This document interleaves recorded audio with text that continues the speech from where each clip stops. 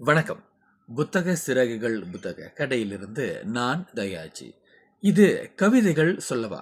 நான் வாசித்த எனக்கு பிடித்த கவிதைகளை உங்களோடு பகிர்ந்து கொள்ளக்கூடிய ஒரு களம்தான் இந்த கவிதைகள் சொல்லவா.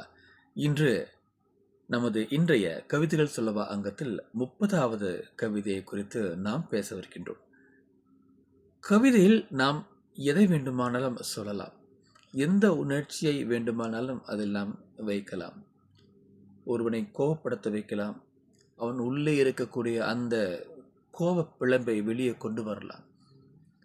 ஒருவனுக்கு பசி எடுக்க வைக்கலாம். ஒருவனுக்கு பசியின் துக்கத்தை புரிய வைக்கலாம். ஏழ்மை என்னவாக இருக்கிறது அப்படின்னு சொல்லலாம். அதே மாதிரி சமகால சிக்கலையும் பேசலாம். அது மட்டுமா, காலகாலத்துக்கும் மனித மனதோடு இருந்து மனதை வாழ்விக்கவும் மனதை வதைக்கவும் கூடிய எல்லா வகையான உணர்ச்சிகளையும் கவிதை மூலமாக இன்னொருவருக்கு நம்மால் கடத்திவிட முடியும். அப்படியான ஒரு கவிதையை தான் இன்னைக்கு நம்ம பார்க்க போகிறோம். இது கொஞ்சம் நையாண்டி கலந்த கவிதை. நையாண்டி கலந்த இந்த கவிதை எப்படி இருக்குன்னா, வாசிக்கும் போது இன்றைய சூழலில், குறிப்பாக இன்றைய அரசியல் சூழலில் ரொம்ப பொருந்தி பார்க்கக்கூடிய ஒரு கவிதையாக தான் இந்த கவிதை இருக்கின்றது. அதிக நேரம் பேச வேண்டாமே, கவிதைக்கு போகலாமா? இது கவிதைகள் சொல்லவா 30. மலேசிய எழுத்தாளர் சிவா சுங்கைப்பட்டானை அவருடைய முதல் கவிதை புத்தகமான காற்று வெளியிடை கண்ணம்மா, இந்த புத்தகத்திலிருந்து சமகால சூழலை சொல்லக்கூடிய ஒரு நையாண்டியான கவிதையை நாம பார்க்கலாமா? தலைப்பு வானர காரணம்.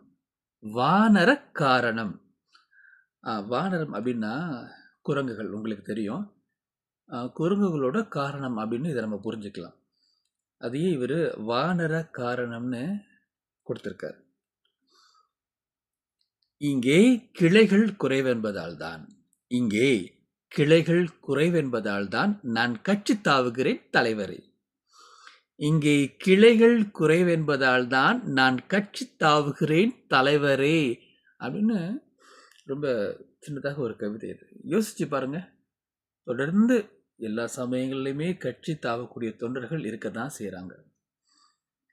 இதற்கு பின்னால் என்ன காரணமாக இருக்கும் அப்படின்னு ஒரு கவிஞன் யோசிச்சு பார்க்குறான். அடடே, ஏதோ ஒன்று இருக்குது, ஏதோ ஒரு லாபம் அங்கே இருக்குது, அல்லது ஏதோ ஒரு இழப்பு இருக்குது. சில சமயங்களில் நான் தப்பான இடத்துல இருந்துட்டேன், இதுக்கப்புறம் இங்கே இருக்க மாட்டேன்னு சொல்கிற ஒரு குழு இருக்காங்கன்னா, இங்கே எனக்கு எந்த லாபமும் இல்லைப்பா, நமக்கு இன்னொரு இடத்துல போனால் இதை விட அதிகமான லாபம் இருக்கும்னு சொல்லக்கூடிய இன்னொரு குழுவும் இருக்க தான் செய்கிறாங்க. இதுக்கு அது குறைந்த பாடல்ல, அதுக்கு இது குறைந்த பாடல்ல. அதுவும் இந்த சமகால சூழலில் நீங்கள் கொஞ்சம் இங்கே அரசியலில் நடக்கக்கூடிய ஒவ்வொன்றையும் நீங்கள் பார்த்தாலே உங்களுக்கு தெரியும்.